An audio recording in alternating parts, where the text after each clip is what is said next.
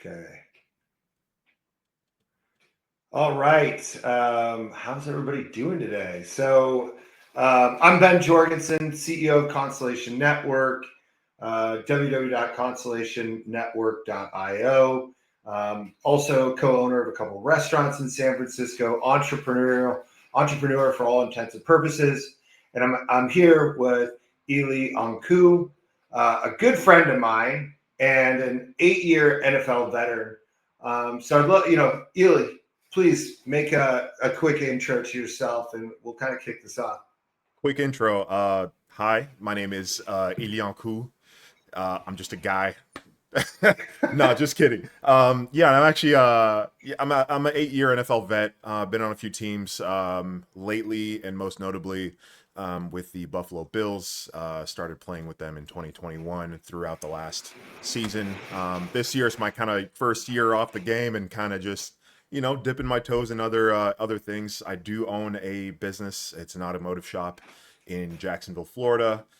We do car repair, we do performance, all sorts of fun stuff. And I'm just kind of getting my feet wet with this business stuff. It's funny because Ben, I was actually picking your brain concerning business and entrepreneurship, and it kind of just kicked off this idea of, how about we just get on a platform, just start talking, chopping it up, and bouncing ideas off each other. I know that for myself, I've been learning a whole bunch off of just asking you questions, and I think this is a really good opportunity to just like talk about a lot of these topics and kind of dive just a little bit deeper into them. Yeah, I think that's a great segue. For all those people tuning in, Ely and I have been kind of going back and forth on like really mentoring each other. Ely's been he's a node operator in the Constellation community, so he follows crypto pretty deeply. He's followed our story for years. I met him in Miami at that great surge of 2021, baby. Oh my Man, God. I miss those. I still think the whole community and everybody in all crypto lands holding on to that 2021 story, and 100%. it's like, hey, it's gonna happen again. Hope to God it all does, and then we can all say we knew it would. But what the point, like you was saying, he was kind of bouncing ideas off of me of when he was first starting his business, and so it's kind of this weird relationship we built. I would say it's weird, but the crossover between entrepreneurship and professional athletes isn't like a common thing, right? Like you're out there, it's just not a common thought, right? Mm-hmm. But there's a lot of overlap that we wanted to actually explore. There's an acknowledgement of leadership, there's meritocracy, there's structure to all this. There's a lot of spirituality that plays into it. And so, Ely came out and visited, what was that, about a year ago? Just about. Visited with your wife, Shayna. Yes. And we had this really great time. And it was sharing stories, but there was a common thread of like, how do we improve or create our mental game? How do we, what is the role of leadership in our lives? That was kind of the undertone that we discovered, and we were like, why don't we try riffing on this and creating a podcast where we invite other professional athletes, understand not only their routines but how they acknowledge leadership, how they prepare for pressure, and how do they persevere where many people can't, right? And a professional athlete is kind of on this level that, what was the percentage that you said of people that go to the NFL? What was Oh that? man. Oh, the percentage is very minimal. Well, how many Anywhere people are in the NFL at one time? at any one time, you probably expect anywhere from 1,500 to 1,600. It's a very small amount, and you consider the millions and millions of high school players, and then go on to college, and from there making your way to the NFL. Just trying to get through your first camp is an anomaly. I mean, statistically the odds are not on your side. It's you have to be wired a certain way to kind of just put yourself through the abuse, physically, mentally. I think that a lot of the resilience comes from the group aspect of football. And I think that's something to be said about, sports, but also in the professional world. I know for you, you've definitely learned a few things in your fields from people who, have also kind of paid their dues in the world of business. And, when you're able to kind of like get knowledge or acquire some sort of like just those people that surround you that make you better, I think ultimately that's a big stepping stone in kind of just improving yourself, whether it's in the game or out in the professional world. And it's great that you say that. So a lot of people see, and I think there's one, uh, why we're doing this is a lot of people perceive some entrepreneurs as like rock stars, unattainable. They've got everything dialed in. They're arrogant, and there's definitely some like that for sure. But Yeah. the people that win are not like that. They're actually approachable, right? Because they have stuff to learn. Same thing with athletes, right? Like you guys have this like war dance that you do going in, like on TV, people see these giant chains, big headphones. It's like there's like this intimidating, like styled out. That's like, oh man, these guys are unapproachable. And what I've always found, including you, is that when there's like an acknowledgement of like when I talk with a professional athlete, they have an acknowledgement that they don't know what I know, and there's kind of a level of like, okay, I don't know this world, and so there's this kind of like nod to each other that exists to create this sense of humility that I don't think people realize. I mean, I remember when I was younger, talking with Alonzo Mourning in a nightclub with a good friend of mine, Tony Shea, who founded Zappos and passed away a few years ago. And Alonzo Mourning, famous NBA player, was just like completely humble and was like, I got the money, you got the ideas. He's like, I got a lot to learn from you. So there's so much that we can learn in this world, and I hope this like impacts people in a positive way. That like not everything's figured out. Nobody has anything figured out, and Ely and I are here to kind of like share how we engage with each other, support each other, challenge each other. And our goal here, and this is a first of many that we aim to do, is bring on other athletes and other entrepreneurs that have gone through. They go through similar struggles. They also want to tell their story from a deeper level, not just like where you're from and what you do. And, so it's kind of exciting. And, maybe we kick it off, to kind of ground it here. And since Ely's been in the community for a while, you were asking me right before we got on here, you're like, how's your week going, man? And I was like, dude, it's been a grind. We've got macro events in the world, like the government shutdown going on for 43 days that started this week. So let's just say like we all started this week with the government being shut down. There are talks that it was going to open up. Well, that's impacted our business in many different ways. And the other side of it was very positive and rewarding as Constellation's DAG token got listed on Kraken. Which is huge, man. That's huge. Huge. And it's been in the works for so long. It's like 7 years of grinding to get contacts, to work with them, and then see it live. Like it's like in crypto, not many people follow through with what they say they're going to. Mm-hmm. So you're kind of on the edge of your seat until like the final hour. So we're up at like I think we got listed around like 6 a.m. in California. So we were, up, and it's like, okay, are we coordinating marketing efforts, the community? Like, how do we get awareness? How do we tell this story? And so it's stressful, right? But like, I had these like moments, and it's like, okay, well, you hope for like the price to go up, more liquidity on day one.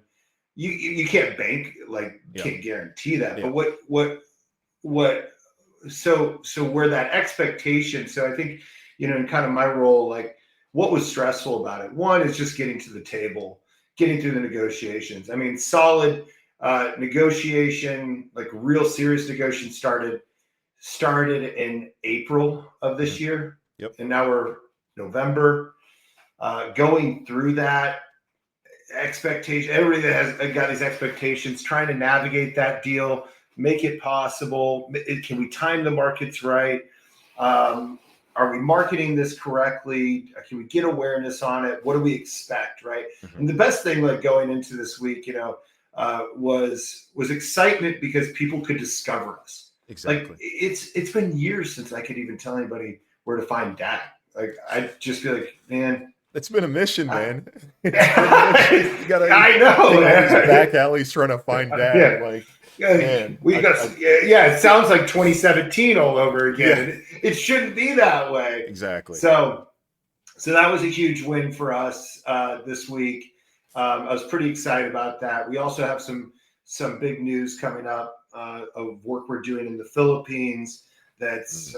That's TBD. That like That sounds really exciting, kind of man. pushed the needle. Yeah, dude. There's like really good things going on, and the stressful thing is kind of managing the macro perspective, Yeah, right? And versus just all the details. But you have to pay attention to the details because the team is on the details. So if Mhm. you don't pay attention to the team, and this maybe opens up a question for you and kind of reading how your team is aligned and are they getting gratification, acknowledgement of their work. You've got to keep your eye on like the bigger picture in the entire field, right? Yeah, I think maybe it's and it's kind of a weird shift to do it. But I think you could probably relate, man. Like it's kind of the absolutely. role of a quarterback, right? You got Yeah, like what 2.8 seconds to look at you the got. field. Yeah, there's no time at Yeah. all for these guys. They got to figure it out quick because there's a few of us after them, and it's kind of like the idea of thinking quick on your feet. I was actually Mhm. gonna ask you a question based off what you were talking about just there. I know there's a big theme of controlling the controllables. I know you and I talked about this a few Mm. times, just in passing, and I think this is a definitely a learning kind of opportunity here. It's controlling the controllables, controlling the things that you yourself and the team can affect, right? Because there's certain things that you simply cannot control. Where the market is Right. going to go, whether it's 2021 or 2025 or whatever it may be. And I know that your world is very heavily influenced by the crypto market and how's Bitcoin going to do this time, or how are the altcoins going to and Right. there's all this noise around you, all of these things that kind of take the picture or broaden the picture a little too much. And I like that you're able to find focus on what can I do now to position myself whenever that time does come, when my name is called, when Constellation's name is called. How are we going to be ready to respond to an opportunity coming our way? I want to ask you Yeah. The how preparation. I A, the preparation, and B, when yourself and Kraken ended up connecting, right? And getting into these conversations. Right. At what level did you guys kind of synergize and were able to decide, okay, this is a smart listing for us versus for you, this is a good platform for us to be listed on? Kind of like how did that kind of materialize for you? Yeah. It's interesting. I think like I'm not going to fill you with bullshit, man. Like, let's just go to what it is. And they would tell me the same thing. And I actually had an interesting conversation with somebody at Kraken that I won't disclose, but somebody high up. And he's like, dude, it's very simple. Like, when digital goods went on sale from Warcraft, what was the next frontier of digital goods? It was Mm, crypto. mm, So I was doing stuff in digital goods. I transferred to this thing called crypto. I saw that there was no market to easily come in and go out. Um, and and so for him, just looking at like exchanges are not difficult to figure out, right? They are literally looking for how do they bring more users in, how they make money off of fees. That's mhm, it. They mhm, don't care about the technology. The point where my story is that I could tell you the story of why I think that they believe in us and stuff like that, or why they didn't believe in us at first, which is actually part of the story too, because it goes along with our story with Coinbase as well, mhm, right? mhm. Um, and but at the core of all these things, and then on my side, the honest truth is they're a tier one exchange. They've got users, they've got visibility, they've got more liquidity, they've got easier on ramps for people to discover the token, right? Like that's the whole reason why we have 13 exchanges. Do I think we need 13 exchanges? No. But for some reason, this industry is so fragmented, which will come to an end in the next couple of years. Like it's totally not needed. But now with new regulatory wins, it's going to be a lot easier to merge these companies together. And there's just going to be a race to tokenize everything. So for Constellation, the question of the uncontrollables, what happened and why we were ignored for so long was because none of the major exchanges were taking on US based companies. It would bring too much. It was too unknown on how Gary Gensler, the Democrats at large were treating. Politics. But it was a very political thing. That's just 100%. What it was. And so any conversations we had were immediately halted back in, what was that, 2021 or something? 2021, 2022. And nothing would move forward. It was just like pens down, put the coffee down, right? And so what transpired really was it was once again a timing thing. Okay, let's reapply. We had to reapply. I've applied for so many freaking times, or a team has, and it was just like the right time. There's the persistence thing. What can we control? Okay, we can control our narrative. We can control our attitude. We could be humble and be like, we could go approach and be like, how the hell do you not know this? We were top 100 back in 2021. Like, we do all this stuff with the government. But dude, they don't care. None of those exchanges care. And that's not their fault. That's just their business model. Like, dude, they're super focused on making money and being successful and paying their employees. Like, you can't fault people. I was just going to actually, just to touch on that. I think that once people remove their feelings about something, right? Like for me, I heavily resonate with Constellation. I heavily resonate with the team, the mission, everything it's accomplished.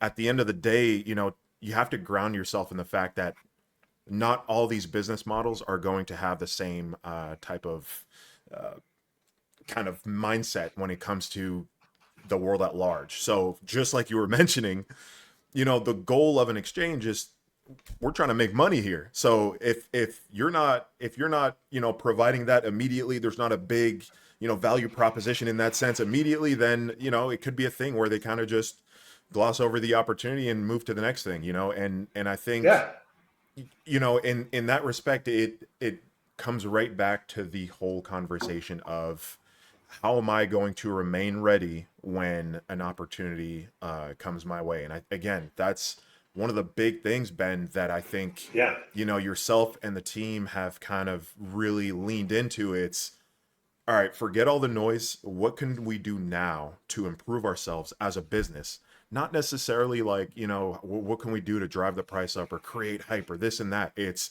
what can I provide right now for my clients? Right. Do the best you can do, and because the work speaks for itself. Exactly. Right. Because then the other side is like, is out of my control. Right. And exactly. So there was a moment in the negotiation where I was like, I kind of stood strong on, hey, we want you to do a native integration with DAG. It would be positive for our community. And like, I think you guys want to put the best foot forward. And they're like, yeah, we've got a backlog of like 2 years to do that.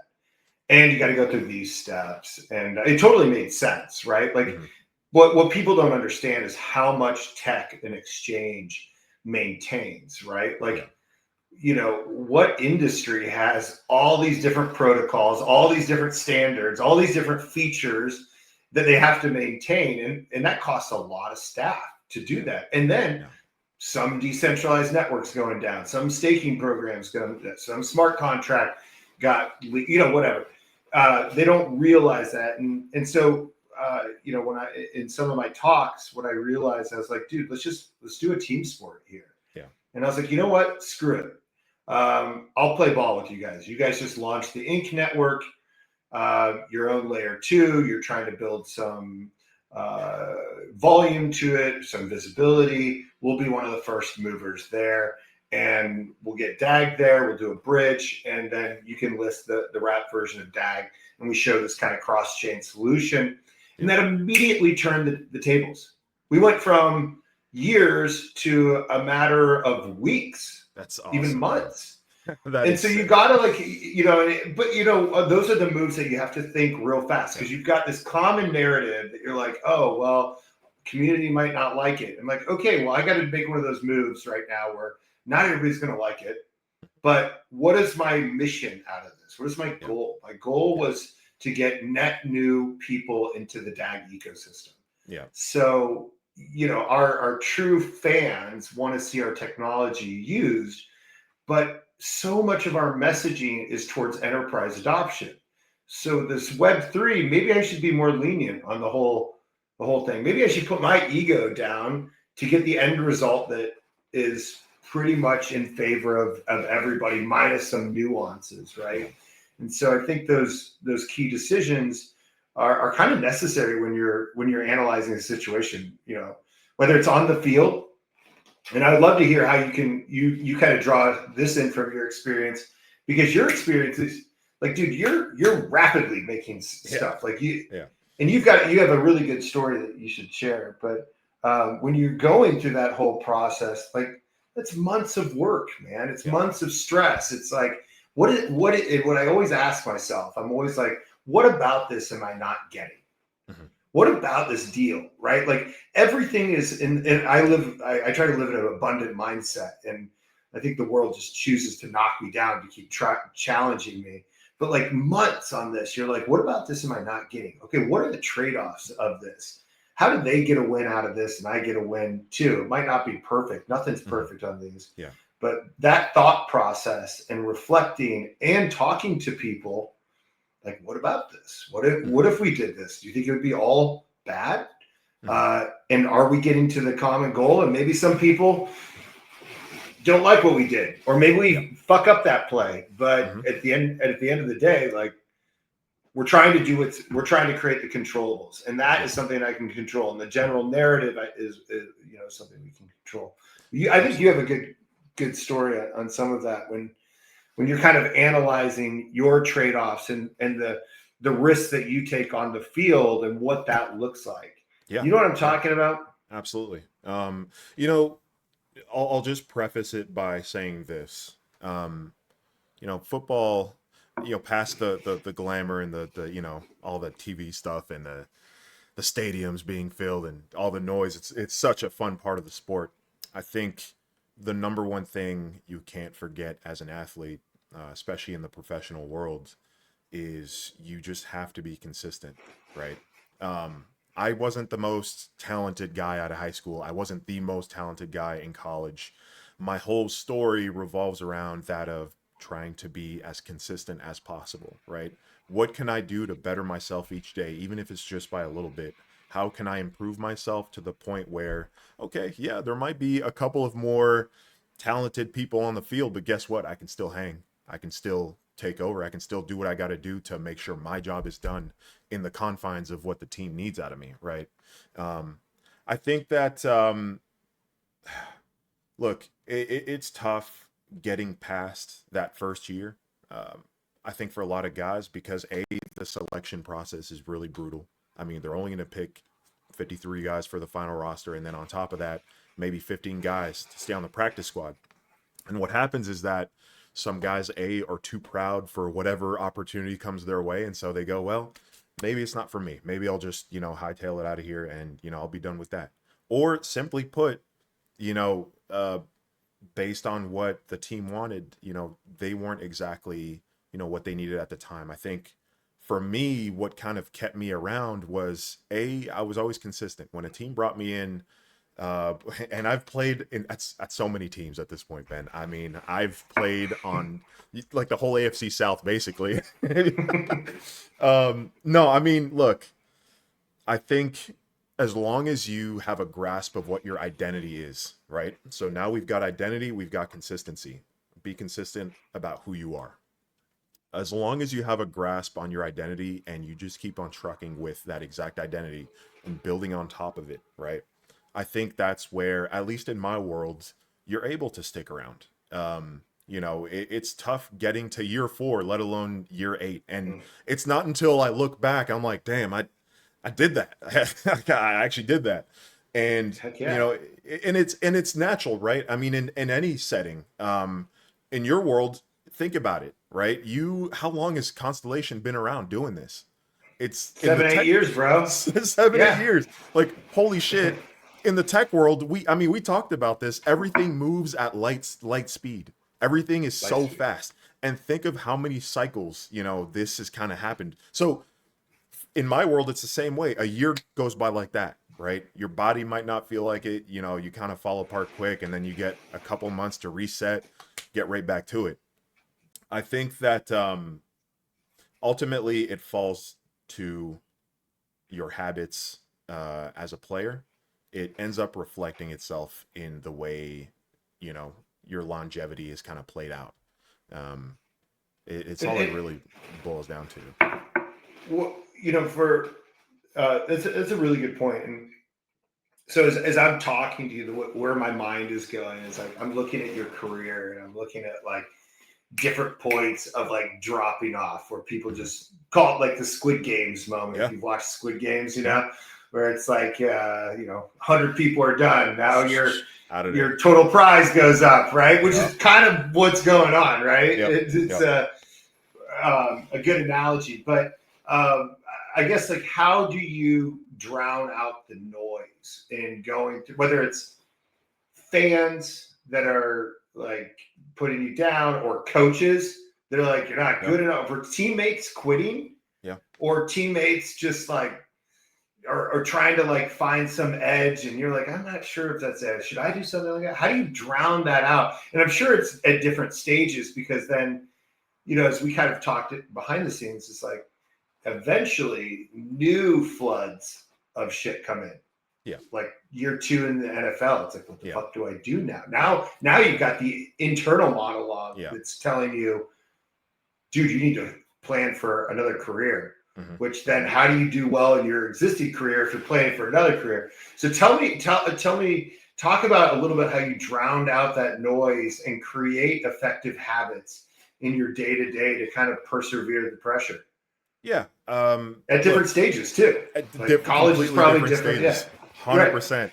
I remember us talking about this briefly at one point in time in the past, and the best way I can describe it is this: is as you master your craft. For those that haven't heard this one before, as you master your craft, your thought process goes from "don't fuck up" to put your own spin on your skill. So, for example, as you're a new player in the NFL, your huge concern is I can't fuck up. I can't screw anything up. The coaches are looking at me. Everything, Ben, is monitored, right? You get into a building, they got cameras everywhere, they got this, that, and the other. Everyone is evaluating you at every point in time. And so that drives up the anxiety a little bit. When you're a new Sure. player, especially when you're not highly drafted, you're not drafted first, second, third round, whatever it may be. You have a target on your back. Don't get it twisted. You do have a target on your back. You are the new player. You haven't proven yourself. You just haven't. And so what happens is there's that little bit of anxiety that kind of creeps in, right? And so that lack of confidence kind of also, of course, you can be as confident as you want, but the thing is, this is all new to you, right? It creeps in. And so your first thought is, don't screw this up. You have this huge opportunity, right? You have this big thing that nobody else gets to have, right? There's only 1,500 of you in the world. So don't screw this up. And what happens is that you make mistakes whenever that thought process creeps in. With age, I think my thought process evolved from that into mastering what I can do well. So, um, we use the musician example, right? Who was it that I I kind of it was It was Beethoven. like John Coltrane. Okay, all right. Yeah, It was like some same. jazz Yeah, or yeah, yeah. something. Okay, That's right. yeah, That's right. You're right. You're right. yeah, yeah, It yeah. was David Brubeck. That's right. Oh, that's what it was. That's right. Yeah. It was David Brubeck. So, and you know what, jazz is actually even better example of this because, we talked about jazz players and how they can have a sheet of music in front of them, right? You got the sheet of music that the composer put out, and a good musician will play the notes on the sheet, right? A good musician will play the notes on a sheet, not make a single mistake. And if your thought process is, I need to play what's on this single sheet of music and not make a single mistake, you won't elevate to that next level as a musician, as a jazz player, right? Where the whole idea is, of course, mastering your instrument, mastering the emotions behind it, but even on top of that is being able to communicate with the instrument, right? So then you have to say, okay, well, what does it take for a musician to be great rather than good? And that's being able to express himself through the instrument he's playing. If you're simply reading out or playing out the sheet of music without truly putting yourself into it, the music ends up being what the music is, just like anyone else can provide if they have the simple skills. But the minute you're able to really put it out there, man, just put it out there, put your own built confidence into the music, it then becomes an entirely different piece. And I think this also is reflected in football, right? You look at players like uh, J.J. Watt, Aaron Donald. You're looking at Miles Garrett, right? These great defensive ends, defensive tackles that are absolute Von Miller. These absolute monsters when it comes to pass rushing. I'm just speaking from that angle because that's kind of the world I'm living in.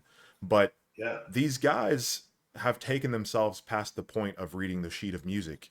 The more I've been in meetings with J.J. Watt, Von Miller, you got so many other greats that are eventually Calais Campbell, all these guys that are eventually going to earn those gold jackets. I just know they are. They ended up all describing the same experience, and that's What's playing the that? game within the game. Play the game within the game. There is a football game that everyone's watching. There's the clock running, there's this, that, and the other. But what most people aren't seeing is that there's a game between defensive tackle, defensive end, and the guy across from him. There's a game between him and the quarterback. There's a game between him, the running back, and there's all these little micro happenings, these micro games that are kind of just like giving you tells on how to move forward, how to kind of creep around and cheat yourself towards a sack. We really think about it that way. It is cheating because you're predicting the future based off of habits. You're adding your own flair of confidence to what within the confines of what you're being coached to do, right? So when Von Miller says, when I think that the tackle is angling his foot just a little bit to the right in a specific play, he's looking at all of that. He's factoring all of that with the what the field looks like. What is the quarterback giving him, right? So playing the game within the game is a huge part of expressing yourself as a veteran player, as a player who is able to get past the let me not fuck this up. Fuck this up. It's like I think kind of what when I hear you, I love that story, man. Like it's probably like it gives me chills when I hear that, right? Because there's a lot of layers to what you said, and let me kind of digest that for people that we can relate that into the business world. But essentially, you're saying that each person needs to come up with their own style of intuition, right? We'll take that in for a minute, right? A style of intuition. Intuition is your own style, right? It's and it's there's something. And so then my second point, when I say style of intuition, it's like being your authentic self, trusting all the different data points that have come into you over the years versus like, oh, I got to stand this way. I got to get this guy. If I don't do this, and then you're thinking in the future tense, or you're either thinking in the past tense, being like, Yeah. fuck, I just got sacked 3 times, or I got, So or it threw 3 interceptions, that mentality, like I think people weigh on that when they look outside in and they're like, oh man, he's terrible. And it's like, actually, he's not terrible because that person's going to get back up and they're going to sack him, throw a touchdown, and it'll be like it never happened. And so the outsider looking in doesn't realize that that is a forced skill that a professional athlete actually has. They might look frustrated for dramatization with the chefs or the chefs. God, I'm getting all my businesses mixed up and with the refs. Thank you. Close to chef. Same thing. Same thing. Same. Different. You know, both kind of in a mood. No, I'm just kidding. Love you, chef, or refs and chefs. Same. But you know, there's a style of intuition that you have to embrace. That's like your identity that you were talking about earlier, and that far exceeds like learning about what workouts you do, right? Like, and most people want antidotes to fix themselves in this world. Like I see it all the time on Instagram. I see it everywhere in this world. There are some people that do podcasts that are like, here are the 5 things I do in the morning, but really that's the preparation, that's the controllable, but that's not the outcome, right? And what I love what you're saying here is come up with your own style of how you are intuitive and read the tea leaves of the field. How do you let it all be you and be authentic? Like I think that's such a powerful thing that I saw in Constellation. Was when I came into Constellation, what was I looking for? I've been doing consulting work for Accenture for years, and like a division of Accenture talking about blockchain and the future possibilities back in 2015, 2016. Knew nothing about it, but what I learned was I'm not a consultant. So what's my style, right? My previous startup was in advertising. I don't like digital advertising. Nothing about it screams who I am or something intellectually interesting, right? So I started creating this like thesis around who am I as a leader? What do I want? And I wanted something that's like super weird. I wanted something that would change socioeconomics. A lot of my background, I did three majors in college, like 5 honors thesis, and one of them was anthropology and economics, the intersection of economics and anthropology, which is basically socioeconomics in a weird way. So I wanted to figure out what was the weirdness. And when I started just stop forcing myself into applying for jobs at like, you know, in San Francisco, it's like LinkedIn, Google, Facebook, like all your like traditional places. Yep. I actually had somebody at LinkedIn tell me that I don't fit their DNA. And I was like, why not? They're like, well, you didn't work at Google and Facebook. And I'm like, just the round robin, baby. All right. And I was like, I actually appreciate, and you know, I don't, obviously they're not allowed to say stuff like that, but they said it to me in person and they were very honest about it. But like, it goes back to following your finding your style and of intuition. And guess what? The moment that I just was like, fuck this, I'm not playing this game. I want to be me. I want something that's weird. I want something that's different. I want something that doesn't really explain itself, but like there's a force of energy and movement. Right. And then Constellation literally just came into my orbit like that. Right. And then I knew exactly what to do with it. Yeah. I didn't have the skills to go what Constellation went through in 2018 and 2019, nobody had the skill set for it. Mm-hmm. And one day over a fucking a bottle of wine, when we do this and, you know, all is clear on the Constellation front, maybe I'll go into those stories. And those that have been in the weeds with Constellation kind of know it. But there's a level of grit that just called me. Yeah. And I knew how to do it. I was 33 years old. I had no idea how to do this. I didn't have this type of experience, but something called me in on how I manage chaos or how I perceive entropy, right? Which is organized chaos, right? And I think those, you know, in the same way, like, let's say that didn't happen on day one of my career, just like it didn't happen in your NFL career, but your timeline's a lot faster. You got to figure it out. It's quick, dude. It's quick. So, I think there's powerful lessons. And how are you in the right world? Do you know how to stand up, find that intuition? And how do we get out of how do we get people to trust their energy and their self more in this world versus like trying to find the answer, right? And there's famous expression. Stephen King, the author, was giving an interview about he was given an interview about his book, and this press said, Mr. King, what pencil do you use to write with? And he's like, I can tell you what pencil I use, and it's not going to make you a better writer. And I think that's kind of the interesting thing, right? That's the technical aspect. Us as a species trying to figure out if there's a hack here. Yeah. We have all this technology in this world, man. And you have all this, and NFL has all this technology. Like, there's stuff that you probably can't even share that they do behind the scenes to make sure you're ready for go time. Yep. I do think some of these habits are important, but that's like the masculine energy, something logical that fits into a thing that we can go, oh, if I use a better pen, I'm going to be better. If I do this workout, I'll be a professional athlete. But at the end of the day, it's what you just said. It's like, 100%. How do you stand up at those moments and become a leader and read the tea leaves? There has to be, for either one of these professions, a little bit of, what's the word? You kind of have to have some screws loose in some way, shape, or form. It's just what it is. And I say that. Is that why we're friends? 100%. What do you mean? Look, the way I think of it is this, right?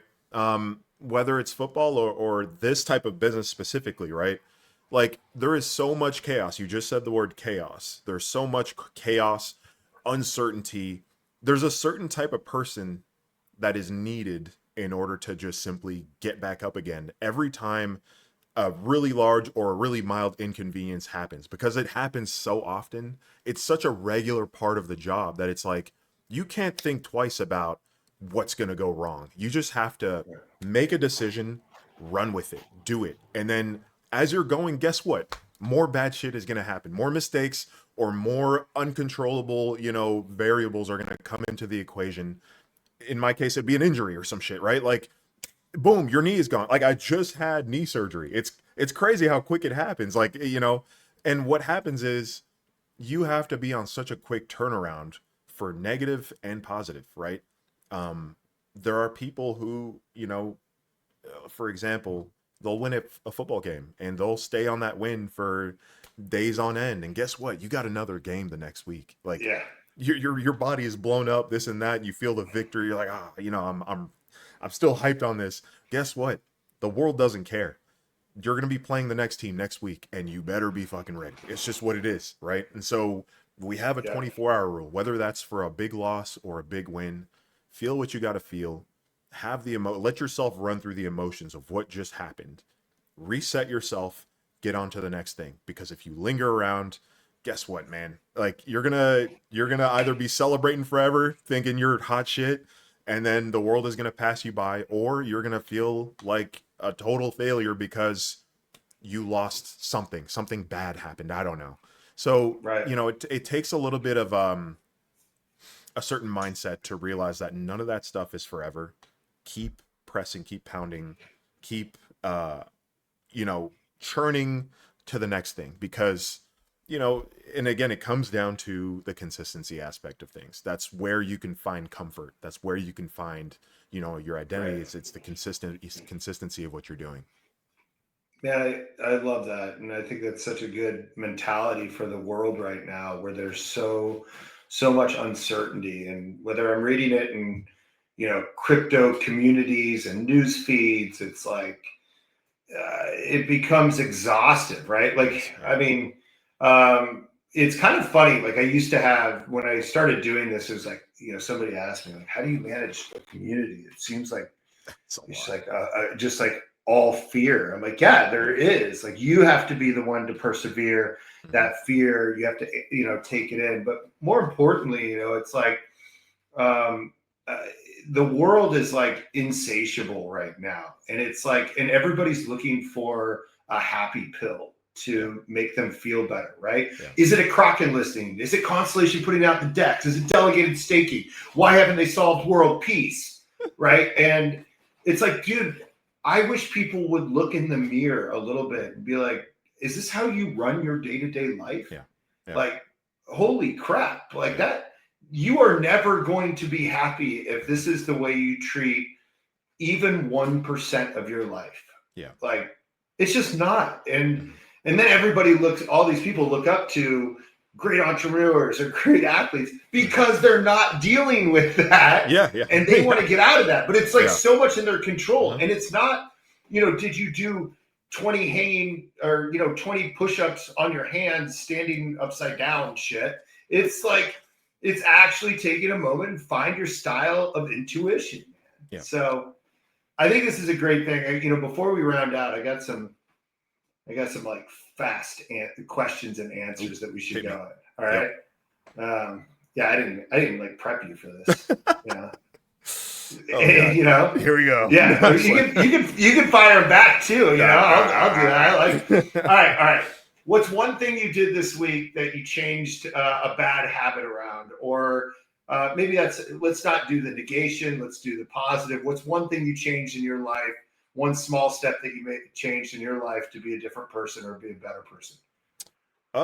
This week, I mean, I feel like I've been pretty consistent with, my new habits. So full disclosure, 3 months ago, I got into running. I ran a new PB yesterday. So I am 321 pounds, dude. And I just ran a 7:05 on sidewalks and streets. So if you can beat a 7:05 mile time, kudos to you. That's just what my time is. I'm just throwing that out there. Just throwing it out there. Wait, you are 321 pounds and were you like 340 or 350 when I saw you? Holy crap. Yeah, I started running and then all of a sudden just shed a bunch of pounds. So we're at 7:05. Yeah, 7:05. It would be a 6 if I was on a track, I'm telling you. 100% a 6 minute something. But if you can crack 7 minutes, man, I'll be impressed, man. I'll be impressed. Dude. Just saying. I mean, not to compete, but like I do an 8-minute mile warm up before I work out. Just saying. Just saying. No, I'm just kidding, man. I'm just kidding. Okay. Top 2 contenders for the Super Bowl this year. Ooh, top 2 contenders. Look, there's a few teams that are looking pretty good. In the AFC, the ones that are surprising me are the Patriots. But I'm a mortal enemy of the Patriots until further notice because of where I just came from. So I have to ride for the Bills. That's just what it is. Don't shoot the messenger. As far as the NFC, the ones that have also surprised me are the Seahawks. They've got a few good players in there. Their system looks like it's working. Yep. The thing about this NFL season that I'm noticing is a little bit different than the past is it's not as predictable. Literally, it feels like a Mexican standoff. Anyone could just get anyone at any time, the Falcons all of a sudden, putting up, insane numbers. I'm like, what's going on?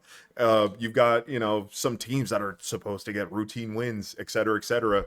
But again, once you really get into that world, there really isn't any such thing as a routine win. It's the NFL. Right. Everyone's getting paid money. It really comes down to who's going to make less mistakes at any given game, So I just think there's a tendency for the team making less mistakes to win a game. So if you can find the team that's more disciplined, you probably find yourself a winner, probably within an 80%, 85% rate, in my opinion. So just throwing that out there. I like that. I mean, the Bills, they're getting some heat. Talking about inconsistency this year. Oh my God. It's like, but they're getting some heat on that. They're like too predictable on their playbook. I know you can't comment on that, but you're like, look, no comment. I'm not, I'm not with them right now. So it is what it is. Here's what I think. I think that team, the sky is truly the limit with that team, that squad. I mean, I've been in those rooms with those guys, so I know what they can do. I know what Josh Allen can do. I know what that entire squad surrounding him can do. And on defense, dude, they have some dogs, especially like younger players. Cole Bishop, putting up some insane numbers right now, and you got dudes leading the pass rush. Greg Rousseau, you got Joey Bosa. There's all sorts of players in there that the big thing is just making sure that you're consistent, play after play. And that's really Mhm. what it boils down to. And regardless of the talent level, it's all about just making sure you execute consistently. And, we'll see, man. I'm really excited to see. I think it's I don't think it's time to panic just yet for people who are cheering them on. There's a lot of football left to play. It's early, what, mid-November now. It's still November ball, so November ball kind of Mhm. decides what's going to happen in the playoff picture. I'm still confident in those guys. It's just a matter of making sure everyone clicks on every phase of the ball. Defense, offense, special Yeah. teams. I could rant about this forever, dude. I know you can. Like we're getting, for some people, it's going to be like, why didn't they start with this? Yeah, Why didn't they like start with this? it's like I want the turning into insider SBS. scoop. Yeah. Yeah, I know, but maybe it is. It's like an emotional ESPN. Yes. Like for all this Bay Area people, like, dude, what is up with 49ers, man? Like, god damn. Like you Yeah. want to love them, and at the same time, you're like hate them, and Yeah. Yeah. uh, I shit. feel like it's Yeah, like that for a few teams. At yeah, least, and I'm saying this with the utmost respect. yeah. Actually, I'm just gonna shut my mouth. Yeah. Let's just No, say, bro. I think ultimately it comes down to being as consistent as possible, and as long as each player is consistent doing their job, then it's wins are feasible. Yeah, It, yeah, it's tough, right? It's football. Every yeah, team is paid money. Every player's paid money. They get paid yeah. to show up every Sunday as well. So sometimes the wins just aren't blowing your way, and you just have to figure out to right the sails. And we'll see what happens for those guys. Right on, man. It's well, I think this is a fun time that we're starting this podcast so we can Hell like yeah, keep this going. We'll add this flavor into everyone that we do. How do you absolutely. feel about global events right now? Government's back open. Crypto's you're a big crypto guy. Like, Yes. how do you feel about it? Like, what is your sentiment? Sentiment leads about 20% of all trader charts. Oh, that's insane. That's how much of a big indicator it is. Like, yeah, you've got fundamentals Yeah. as probably like 10 to 20%, Yeah. Yeah. future, everything like that. But 20%. So how do you feeling about? Um, As far as crypto goes, the funny thing with me is, yeah, like I'll check in on the price every now and again, but my mindset is less that of, look, I'm gonna buy what I want to buy. At the end of the day, yeah, I'm gonna hold it, right? So like 10 years from now, I don't want to be the guy that said I sold this or I sold that at this price. And then what, right? So if you're yeah, gonna buy it, investing into the idea of what you're buying into, obviously look, your goal is to make money in crypto. I totally get that. But at a certain yeah, point, especially if your long-term goals are, to get your feet off the ground with this, I think finding good, stout ideas with backing, that's going to be your best bet, right? So I try to keep my emotions out of that because, just like anyone, emotions could get me to make a short term or a short sighted mistake. I could be like, oh, I'm going to dump my bag of, I don't know, Solana. I don't know. I'm just throwing out a random coin out there. So yeah, my sentiment is I'm just filling my bags up until further notice. You know what I mean? yeah, That's just what yeah, my mindset is. Because it's the same thing with any traditional investment portfolio, right? Whether it's real estate, what you're gonna buy a property and sell it the next year. Most of the time, it doesn't happen like that. Are you gonna buy S&P 500 hoping to sell it next month? No. So be right, consistent, know your identity as an investor, and find comfort in that. And I think that's where a lot of my comfort comes in. It's layered in that. I don't really panic when I see you know, shit dropping, you know, everybody, like the world's on fire, like holy shit, like yo, relax. Yeah. You know, it's just Right. what it is. You And know, it, just as a disclosure, this is not financial advice for anybody that's doing this. This is just kind of shooting the shit on yes, practices that each person does, you know? absolutely. So yeah. Absolutely. And Yeah. man, I love this, Ely. You know, this is fun, man. I'm excited. You know, once again, I think we round this out. One of the things that I started doing in my day to day is at least 3 times a week I get in a sauna. I end the day with the sauna. Yep. It's good for metabolism, good for your skin, good for detoxing. There's so many different benefits. I started doing that in conjunction with workouts. I've started to lower down my frequency of workouts to balance the cortisol that comes in through work stress. Yep. I'm trying to like finagle that. Yep. So that's kind of one of the interesting things that I've been doing, but I don't like to get religious or dogmatic about any routine, or else I feel like the routine isn't serving. Yeah. It's it actually becomes your identity. Instead of serving you, it becomes your identity. In a bad way. Even though we want people to have identity, it's like, oh, this is what I do, and I have to keep doing it. I'm like, well, that's called an addiction, right? And now, does that control you, or can is it like, hell yeah. So yeah, and hell yeah, man. Dude, I dig it, man. I dig it. On the football front, I feel like Josh Allen and I would be good friends. I feel like I think you would, dude. He's a cool dude.